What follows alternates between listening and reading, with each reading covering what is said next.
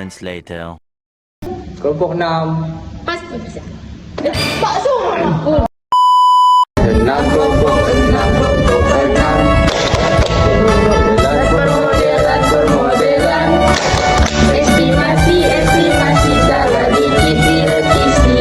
Tugas tetap siap. Kelompok 6. Pasti bisa. Yes. Imagination. Nice. Assalamualaikum warahmatullahi wabarakatuh. Waalaikumsalam warahmatullahi wabarakatuh. Kami dari kelompok 6 yang beranggotakan 4 orang dengan saya Roska Saya Dela Armitan, saya Desi Ratnasari, saya Dina Paramita. dan di sini kami akan membahas tentang batuan dan mengapa di Indonesia Barat kaya akan batuan boksit sedangkan di Indonesia Timur kaya akan batuan nikel. Halo Sobat Bumi, masih di podcast ngobrolin batu. Di meja kita udah ada 4 sampel batu yang warnanya gradasi, dari putih pucat sampai hijau gelap hampir hitam. Dokter Dela, kenapa sih alam nggak bikin satu jenis batu aja biar kita nggak pusing? Kalau batunya cuma satu jenis, bumi nggak punya dinamika tektonik ya. Perbedaan asam basa ini sebenarnya mencerminkan evolusi magma. Kita mengenalnya dengan nama Bone Reaction Series. Nah, bayangin magma itu kayak sup yang dimasak pas suhunya turun. Sayuran yang paling keras matang duluan. Terus baru yang lembek itu matang. Nah, mineral di batuan juga begitu. Ada yang kristalisasi di suhu panas banget.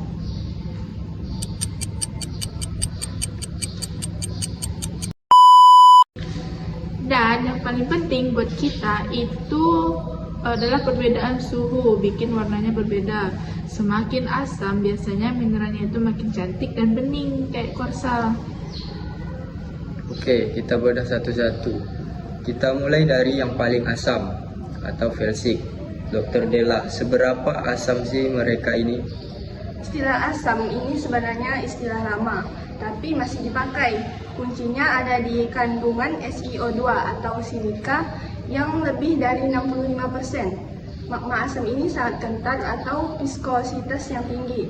Karena kental, gas menjadi susah keluar. Makanya kalau gunung api yang tipenya asam, tipe asam akan meletus, ledakannya bisa lebih dahsyat banget. Nah, contoh paling ikonik itu granit. Dia membeku jauh di bawah tanah karena dinginnya lama. Kristalnya besar-besar. Sobat Bumi, bisa dilihat bintik hitam, putih, dan pink yang jelas banget. Tapi kalau magma yang sama keluar ke permukaan jadinya riolit.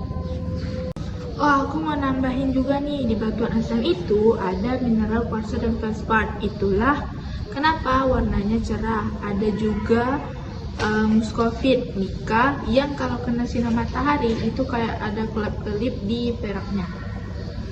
Berarti kalau saya nemu batu di sungai yang warnanya putih atau pink, kemungkinan besar itu batuan asam ya? Besar kemungkinan ya. Dan secara ekonomi batuan ini penting karena sering menjadi tuan rumah bagi mineral berharga kayak timah atau tembaga di jalur-jalur tertentu. Sekarang geser ke yang tengah. Intermediate ini kayak anak tengah yang nggak terlalu mencolok ya. Jangan salah aja, andesit salah satu batuan intermediate itu tulang punggung konstruksi di Indonesia. Hampir semua pondasi rumah, jembatan, sampai candi-candi besar memakai batuan andesit. Betul, kandungan silikanya di angka 52% sampai 65%. Di sini magma nggak terlalu kental, tapi nggak terlalu encer juga. Biasanya terbentuk di zona subduksi, kayak di sepanjang jalur gunung api Sumatera, Jawa hingga Sulawesi. Secara visual, batu intermediate kayak diorit itu unik. Kalau kalian lihat batu yang warnanya persis kayak garam dan merica, dicampur hitam putih seimbang itu kemungkinan besar diorit. Mineral dominannya plagioclase dan hornblende. Jadi dia nggak seputih granit, tapi nggak sehitam batu aspal ya. Pas banget, dia berada di tengah-tengah, makanya namanya intermediate. Lanjut ke basa atau mafik. Ini favoritnya para pecinta petualang karena identik sama lava mengalir. Bener nggak? Betul.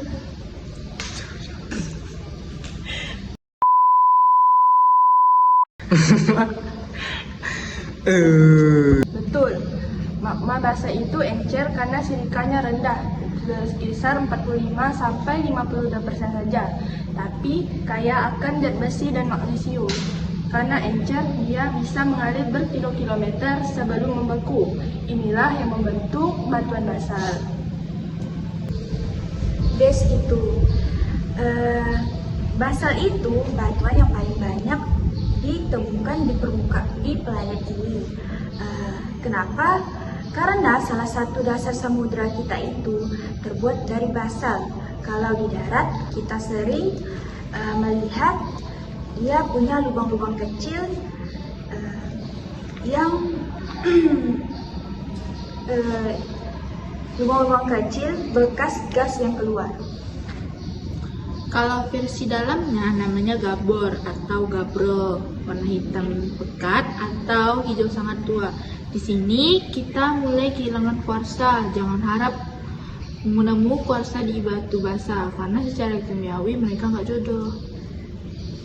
Kenapa mereka gak jodoh?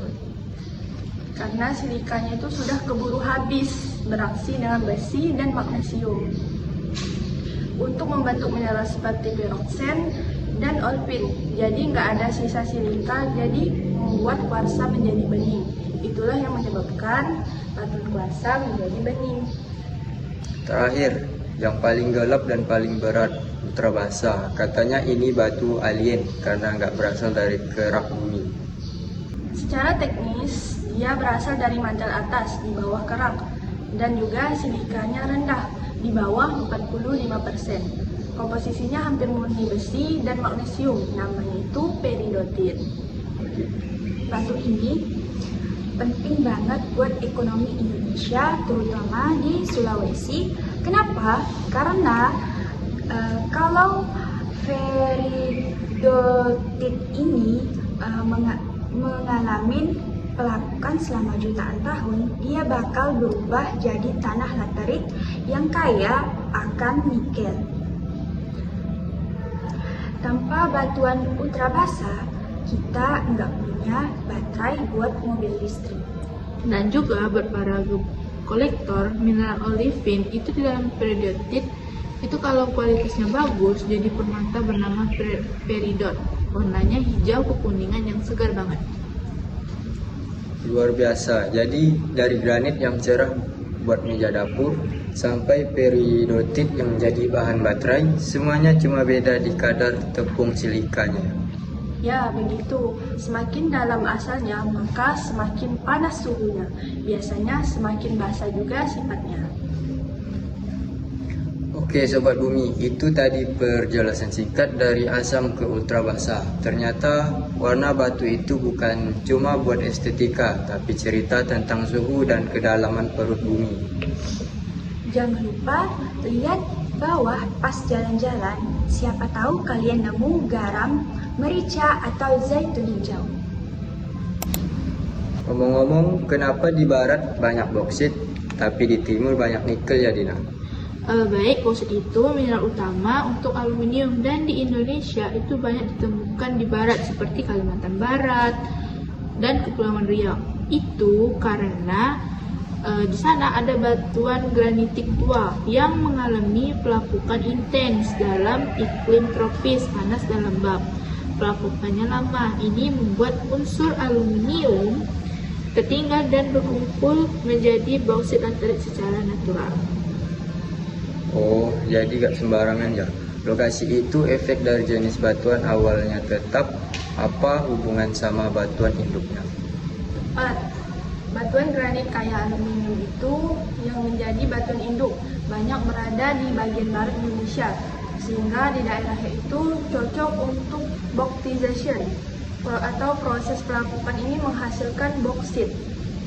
Ini bukan sekadar kebetulan, tapi karena komposisi batuan dan cuaca di tropis sana yang mempercepat reaksi kimia dan pelapukan.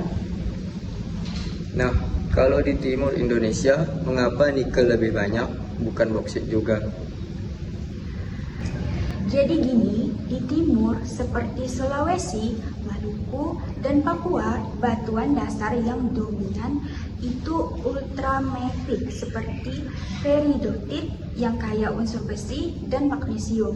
Ketika batuan ultramafic itu mengalami pelapukan, juga di iklim tropis, terbentuk dari proses yang mirip dengan pelapukan bauksit, tapi dari batuan yang berbeda.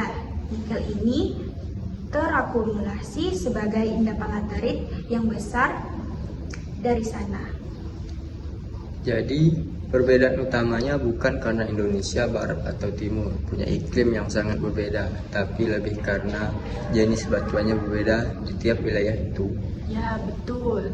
Iklim tropis memang ada di seluruh Indonesia, tetapi yang menentukan mineralnya itu adalah batuan induknya. Di barat batuannya lebih kaya alumina, jadi bauksit. Di timur itu memiliki berupa batuan ultramafic yang dominan, jadi bisa berupa nikel laterit. Kalau dari data nasional, memang cadangan kedua mineral ini besar banget ya. Iya, Indonesia tercatat memiliki cadangan yang sangat signifikan untuk nikel dan bauksit. Nikel bahkan masuk sebagai salah satu cadangan terbesar di dunia, dan bauksit juga sangat banyak. Wah, itu berarti bukan cuma lokal aja ya, tapi strategi secara global. Bener banget, karena besar cadangannya, Indonesia jadi permainan utama di pasar global untuk pasokan bahan baku nikel dan aluminium. Nah, kalau ke depannya, apa tantangan atau peluang dari perbedaan sebaran mineral ini? Ada tantangan soal pengelolaan sumber daya dan lingkungan. Penambangan nikel yang berkembang di timur itu sudah berdampak ke lingkungan dan masyarakat lokal. Karena kegiatan penambangan bisa mengubah ekosistem di sana, tapi itu juga merupakan peluang besar untuk hilirisasi industri di dalam negeri. Jadi kita perlu seimbangkan eksploitasi dan konservasi ya. Tentu, pengelolaan yang baik memastikan cadangan tetap memberikan manfaat jangka panjang tanpa merusak lingkungan. Teman-teman, sebelum kita tutup, bisa meringkas satu kalimat kenapa bauksit banyak di barat dan nikel banyak di timur?